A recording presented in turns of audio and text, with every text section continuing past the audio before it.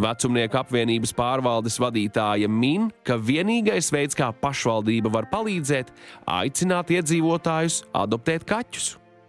Uzsaukumu veidot kampaņu, kad varbūt šeit no mūsu apvienības 6 pagastiem kāds zemnieks vai jo šie dzīvnieki ir pieraduši dzīvot ārā, kāds zemnieks atsaucās. Tas būtu ātrākais variants, ka mēs ieliekam tā kā uzsaukumu, varbūt kāds tomēr vēlas šos dzīvniekus adoptēt. Vai ir vispār kaut kāds finansiāls risinājums šim kaut vai barībai? Es neticu, ka nevar atvēlēt kaut kādu mazumiņu kaut vai to kaķu uzturēšanai.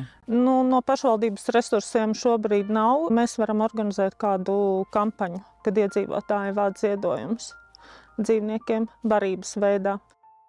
Kā jums liekas, ka tas ir normāli, ka pašvaldība nevar pat finansiāli palīdzēt ar barību 5 kaķīšiem? Varam, bet tad mēs ieguldīsim savus personīgos resursus, jo pašvaldībai mums primāri tomēr ir atrunātas funkcijas, par ko mums ir jāgādā.